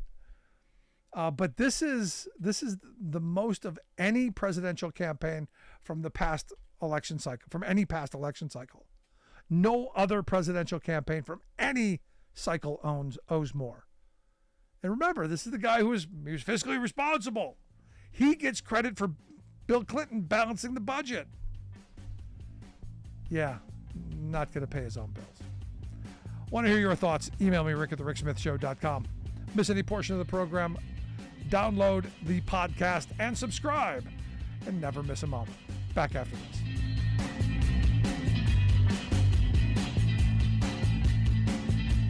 I'm Rick Smith, and this is Labor History in 2. On this day in labor history, the year was 1945. That was the day that Paul Robeson received the Spingarn Medal from the NAACP. The award was given annually to the African American with the highest achievement. Robeson certainly fit that criteria. He was born in Princeton, New Jersey. He attended Rutgers University, where he was an athletic standout and valedictorian. He earned his law degree from Columbia. He was a successful singer, as well as stage and film actor. He was also an internationally recognized star, with singing engagements all around the world. Robeson strongly supported labor and working people. He was also an outspoken critic of U.S. colonialism. His stand for social justice made him a target of Senator Joe McCarthy during the hysteria of the Cold War Red Scare. Because of his alleged communist ties, in 1950, Robeson's passport was revoked. It took him 8 years to get it reissued. During that time, he could not travel abroad to perform. The International Union of Mine, Mill, and Smelter Workers invited Robeson to sing at their Canadian convention in 1952. Since he could not travel, he sang over the telephone. The union then organized a concert on the Washington state-Canadian border. Standing on a flatbed truck parked on the U.S. side of the border, Robeson gave a 45-minute performance to a crowd of 40,000 people. He started the concert by saying, quote, "I stand here today under great stress because I dare, as do you, all of you, to fight for peace and for a decent life for all men, women, and children." Labor History in 2 brought to you by the Illinois Labor History Society and The Rick Smith Show. For more information, go to laborhistoryin2.com. What does he care if the world's got troubles? What does he care if the land ain't free? If the Democratic Party wants a big hot issue that would force the GOP to admit its disdain for democracy, how about those Supremes? The Supreme Court, intended to be an apolitical, neutral arbiter of legal cases brought before it, has been elevated to a supreme legislative body by the 6-person majority of extreme right-wing partisans now controlling our third branch of government. I'm hardly a legal scholar, unless you count my week and a half in law school, but you don't have to be in who's who to know what's what. From my lifetime in politics, I can attest that what these Republican judges are doing is pure politics, using their black robes as cover for flagrant political activism. Coordinating surreptitiously with right-wing ideologues and corporate money powers that shower favors on them, they intentionally bring up case after case designed to rewrite America's laws. These 6 aloof judges are effectively enacting a new political order of plutocratic, autocratic, and theocratic power over the beliefs and democratic will of America's pluralistic majority. Posing as conservative jurists, they've steadily concentrated arbitrary lawmaking power in their own hands. Reaching way beyond the court's constitutional role of deciding cases, today's Supremes now effectively create law by choosing cases to bring up, favoring those fabricated by such right-wing political allies as the Koch brothers and the Federalist Society. Moreover, the 6 partisans even rule on legal questions the case doesn't raise, simply making up and answering their own question. This is Jim Hightower saying, with no legal, ethical, or electoral checks on this secretive anti-democratic government, the court now routinely rules against workers, women, civil rights, the environment, personal liberties, and, well, against America. Shouldn't we have at least one political party calling them out and reining in their arrogance?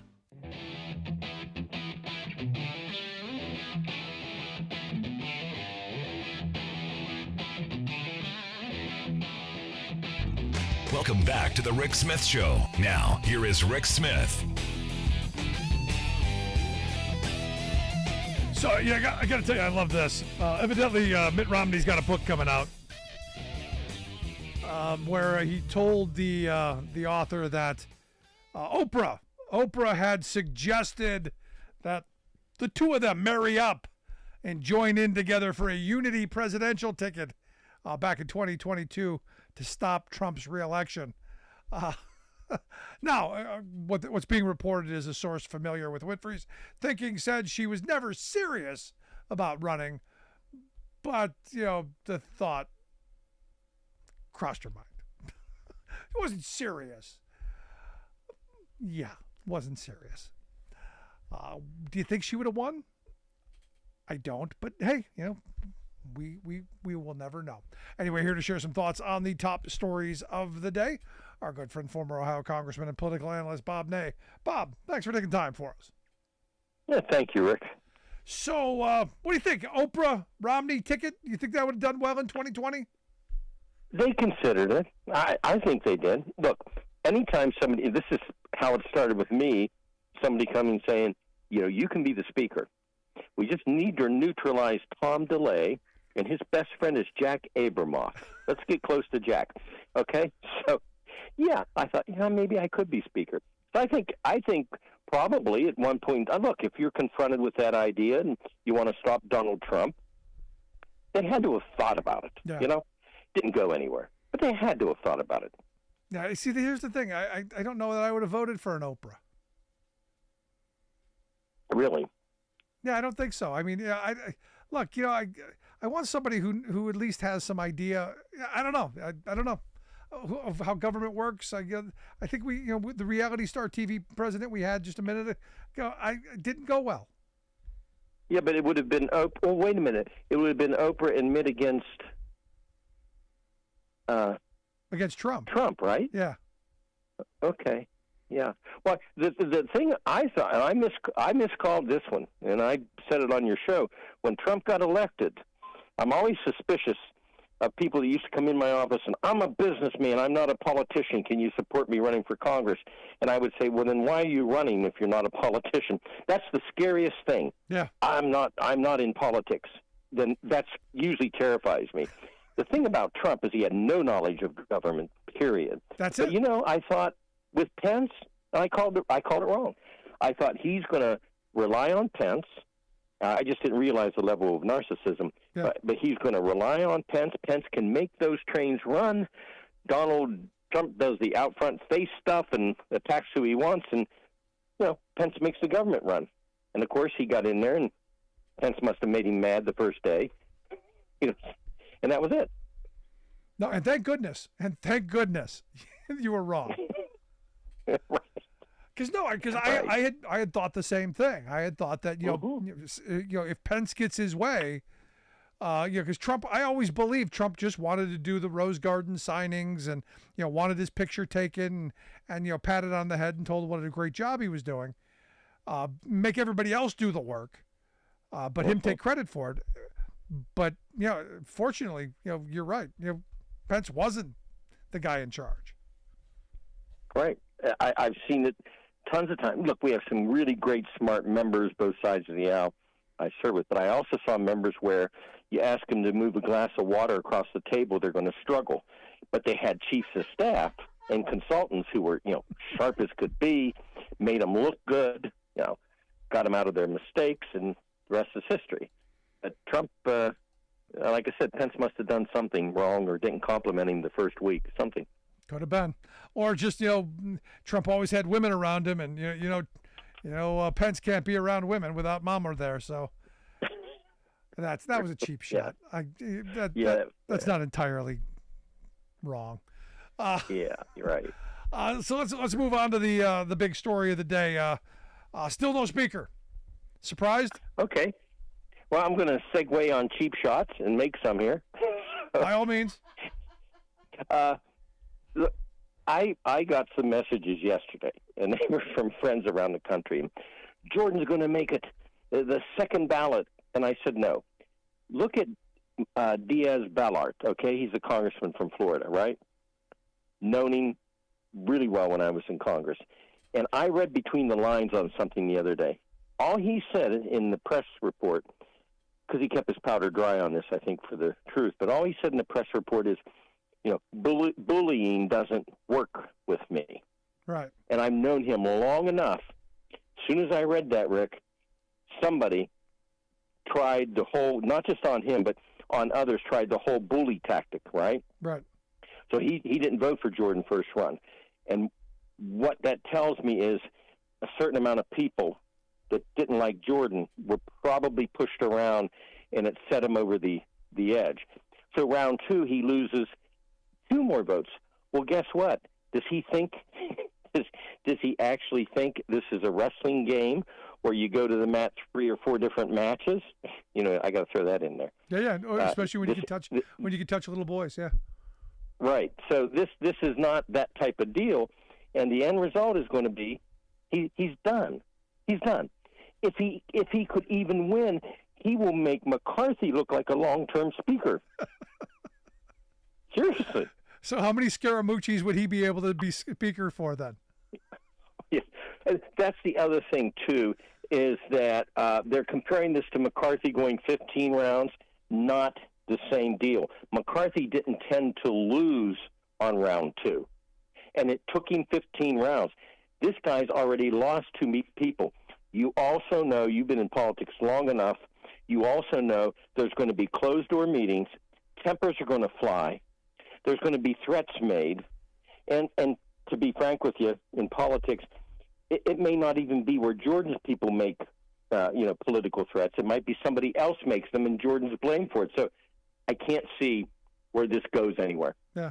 No, I love the fact that Nancy Pelosi came out and said, maybe they should learn math. I love the fact that she still got that little shot in there. Because I don't know why you would bring this to the floor knowing you didn't have the votes. You knew you didn't have the votes. Well, I think I can answer that, actually.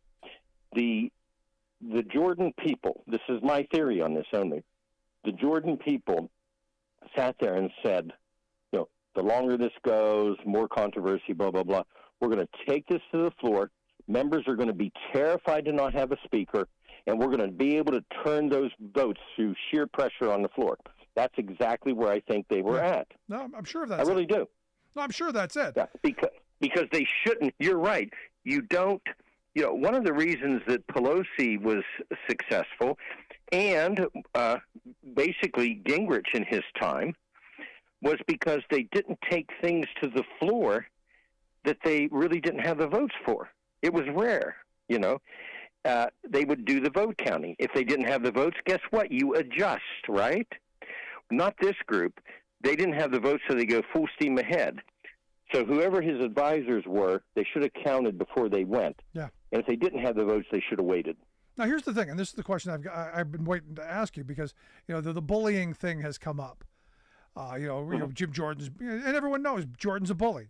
That's all he's got. He's not a legislator. He's never written a piece of legislation that's been passed. Hasn't even got one through a committee. So he's not. He's a destroyer. That's what he is. But if you're going to be a bully, you've got to be able to have something to bully with. No, I mean, you take money away. He's not a big fundraiser, I guess, so he doesn't have that. Committee assignments, whatever horse trading you're doing, you got to have some ability to exact some pain if you're bullying. I just don't see him having any of that. Right. After his second failed attempt, I think that they're starting to realize, probably the Jordan people and maybe himself, that he lost more supporters, and it was because of bullying and because the fact that he has this, chip on his shoulder now. And when he, as I understand it from within that caucus, when he lost to Scalise, he gave some type of, and even friends aren't talking about exactly what was said, but he gave one of the most horrible kind of concession speeches you could have given, If he was smart, he might have thought, Scalise may not make it, I'm going to be a gentleman, I'm going to do... Yeah. He didn't. And I guarantee you, they have done such bullying since that first vote, and now it's backfired, and it's going to backfire more. That's exactly what's going to happen. So in my view, he's out. Who's next? He's done. I can't imagine. Now, here's the other thing. You just raised a really good point about the money. We can, you know what I'm about to say, but we have people in the country that say, you don't need this money. It's a matter of what you believe, and it's a matter of what you vote. And well, unfortunately, in American politics, it is a matter of money.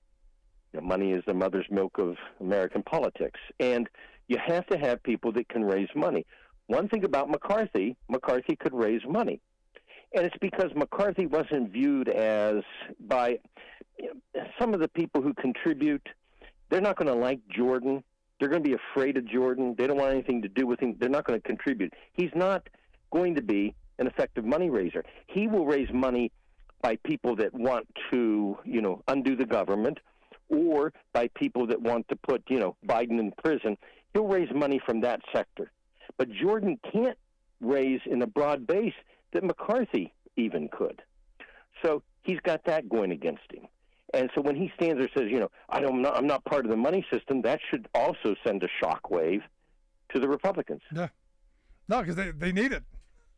Because if things continue, I think next election cycle they get swept out. Oh, I said this about a week and a half ago when you and I were talking on your show. If they didn't, they needed. Let me put it this way: they needed round one to elect a speaker. They needed it. Now they've got round two. If they think they can go round after round and then elect a speaker who's thrown out again, right now, in my comparison to them, I remember exactly what I said on your show. They're in intensive care. They're laying there in the hospital bed. The plug is halfway out the wall for the ventilator. That's where the Republicans in the House stand today. Well, we'll see how this plays out. So I got to go back to the question: who next? Since okay, Jordan's out, Scalise didn't make it. They can't bring McCarthy back. That would look like a surrender. Is this going to be the bow tie guy? Is he gonna get some longer powers? Where are we going? That's it. That's why I said don't laugh. But yes, I think Patrick McHenry, the bow tie guy, who I've known for a long time. Yes, he is. He has to be, I think, the compromise. He's sitting there. Now, there's a second path here, which is fascinating. If they don't pick a speaker, then actually for public policy, we're going to be a better country, to be honest with you, because in order to do anything, the Republicans, not the crazy crazes, but the Republicans would have to have Hakeem Jeffries and the Democrats go along with certain things to put coalitions together, not to make a speaker, but to do public policy, right? Right. So that could be an option one, but then you're still sitting without technically a speaker. I think if the Republicans were smart, they probably would just go with McHenry with a deal that McHenry will not run again after the elections. Not for office, but for speaker. Right. That's what I would do. No, it's an interesting thing because, earlier someone said, if we have a 9/11 type thing, can we get funding through? And that's an interesting question. How would we respond to a crisis? I mean, the president is requesting money for Ukraine and Israel. The House is where the money is supposed to come from. Who's he requesting it from? Right. Well, they would have to work together to do something in a crisis, but that's not the way to run government of crisis to crisis with a temporary speaker. It's just not the way to do it. Now, here's the other thing. This makes Matt Gaetz and the band of 8 other people so out there.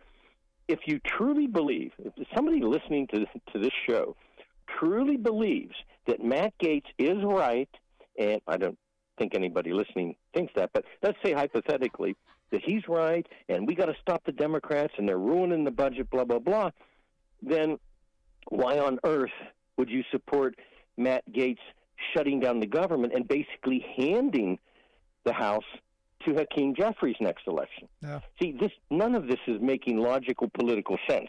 None of it. So I think it's individual craziness and the lack of some cushion votes. But then when you go back to it, Nancy Pelosi only had 3 votes for a cushion. Am I not right? You're correct. And we didn't see this kind of dysfunction out of her. She made it work. Because she was a fundraiser, man. And I go back to what I said. She had the carrots and the sticks. Mm-hmm. Mm-hmm. that Jordan plus just she also doesn't have. knew she knew what battles to do, and she knew what battles she couldn't do, and so therefore, Plus, Nancy Pelosi and I served with her. She just would stand up and say, here's where we need to be. She had some detractor after her, some detractors at first, doing sit-ins in her office, etc.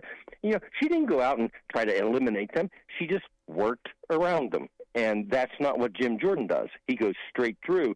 He doesn't try to work around anything. That's why he's done. Yeah, good. I'm glad to hear it.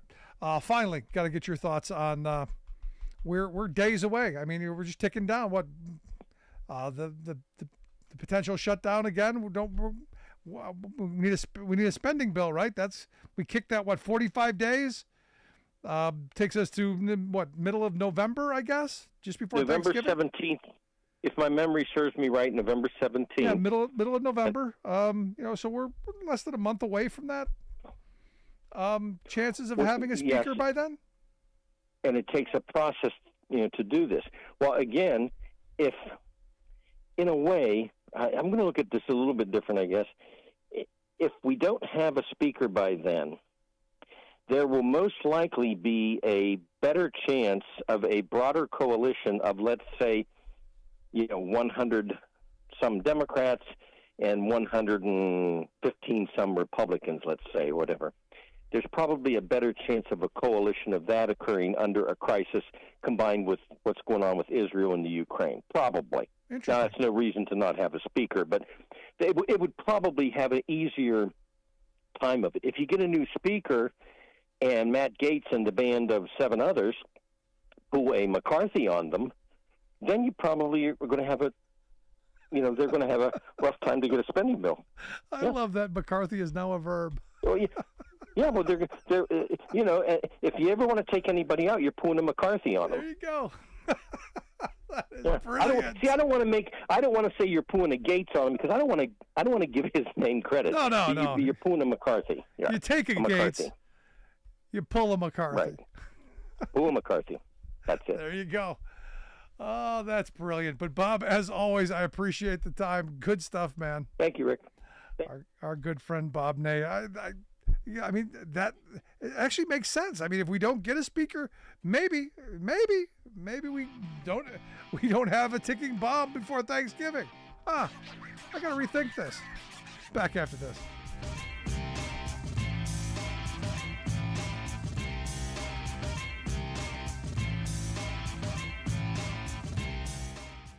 I'm Rick Smith, and this is Labor History in 2. On this day in labor history, and we're going all the way back to 1648. More than 100 years before the American Revolution, an early trade organization was founded in the colony of Massachusetts. They called themselves the Company of Shoemakers. Shoemakers were considered skilled craftsmen, yet changes in how shoes were made threatened their craft.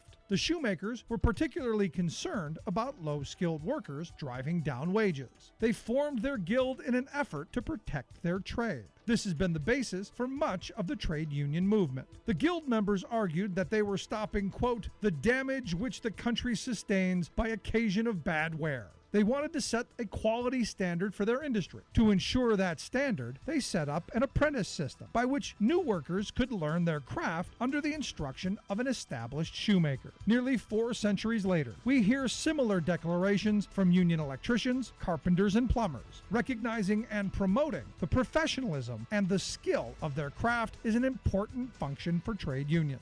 Yet there were some differences between that early shoemakers guild and today's labor movement. One of the most notable was the names for official duties in the guild. Instead of president or secretary-treasurer, the shoemakers of Boston included titles such as a searcher, a warden, and a beadle. Another difference is that the Massachusetts colony outlawed the guild from, quote, fixing prices. So the guild could promote the quality of their work, but could not organize for specific wages. The skilled shoemakers were some of the earliest workers to organize together. Today's labor movement continues to walk in their shoes.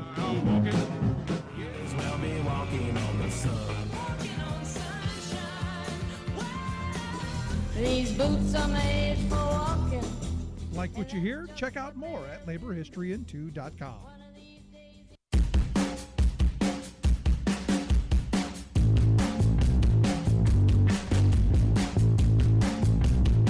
back to The Rick Smith Show. Check out our website, thericksmithshow.com. Questions, comments, something on your mind.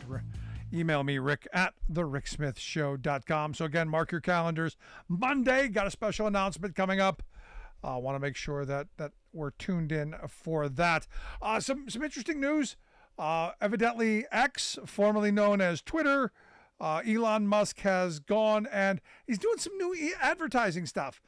Some new stuff on his platform that they're saying is a bit misleading and could run afoul of Federal Trade Commission rules. But hey, he's Mr. Free Speech.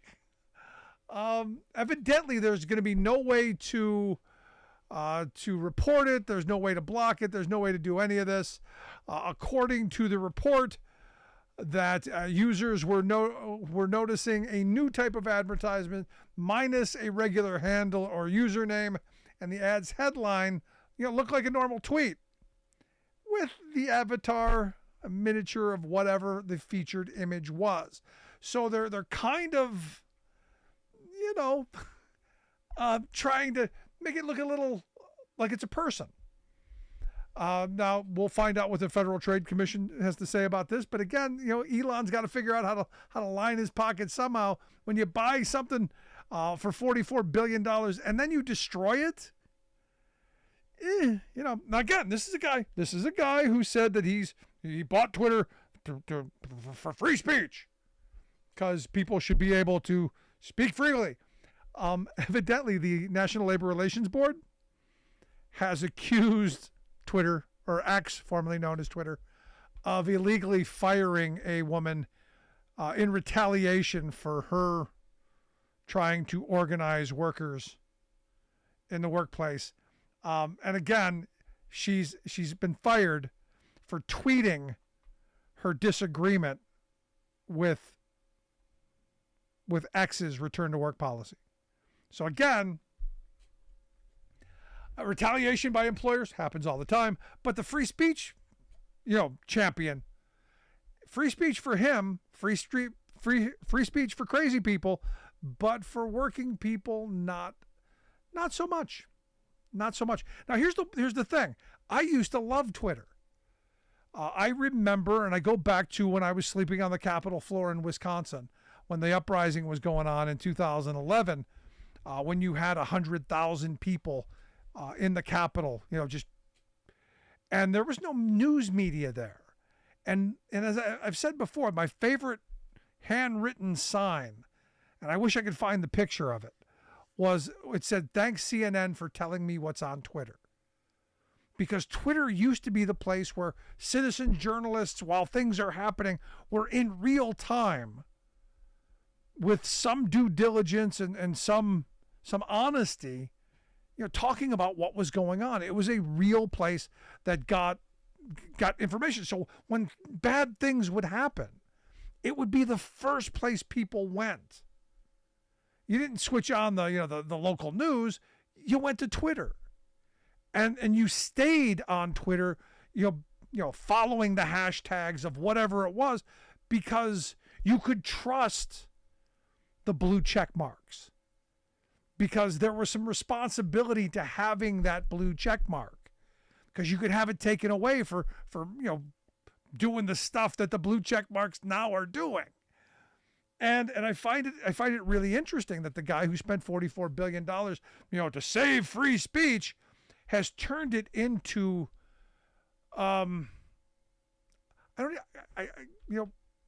terrestrial radio constrains me in how I can frame this, but it's a giant pile of steaming, gates. And the thing is, you look at what's going on in Israel and in that part of the world, all of the misinformation and all of the worst propaganda, that's what's being promoted. That's what's being pushed. All the horrible stuff that may or may not be true, because we can't verify it, because we can't trust anybody putting it out. That's scary. That's frightening stuff. Want to hear your thoughts? Email me, Rick at thericksmithshow.com. Miss any portion of the program? Grab the podcast. Wherever you get yours, you'll find ours. Thanks so much for tuning in. We'll see you back here next time.